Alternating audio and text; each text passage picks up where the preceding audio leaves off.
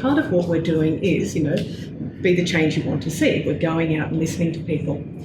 One of the things people say is they say, well, here you've got an independent, and we're trying to make that big distinction between the independent that says I a lot to the independent that respects the community. So that's what we are growing. So we are, not all independents are created equally. No, I think someone like Mr. Kelly will have his own base of support. There'll be some people who support him because they really like him as an individual, they believe in the views he expresses and all the rest. There'll be some who support him just because they can see no one better than him, so it might be kind of a negative screen. But there'll be others who equally oppose him for reasons of what he stands for, and they think there are better options. To be independent, I think the mere fact that you don't belong to a particular party at this point in time probably doesn't stack up in and of itself as a case for independence, particularly if the reason why, say, you crossed over from a government bench to a crossbench was because of some breakdown within the party you belong to. So it's not as if you've said, I have a positive kind of commitment to the notion of being an independent member of parliament. It's more that I just don't belong to the party that seeks to impose its discipline on me.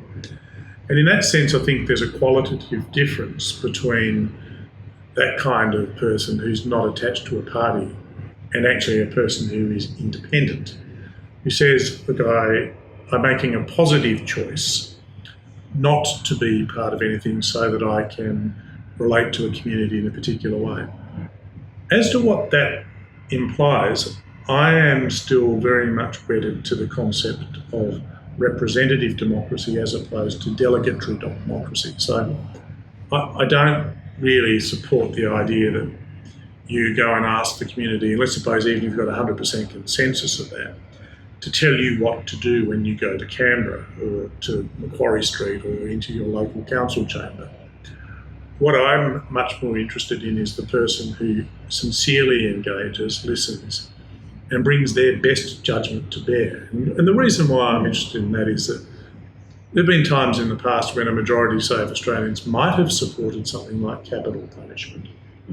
But members of Parliament, thinking about what's in the best interests of the electorate as a whole, have defied that expectation and nonetheless have gone and voted to see its abolition. And I want them to be able to do that.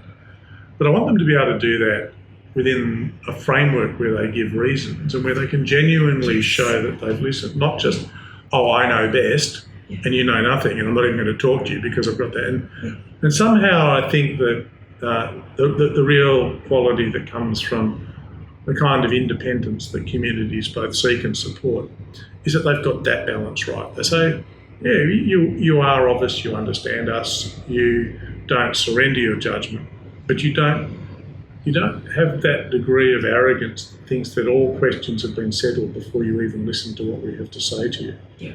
And I think that's the sort of person you want. And that's a very different person making that positive choice than merely being a refugee from any of the other parties that they might not have found a comfortable home today.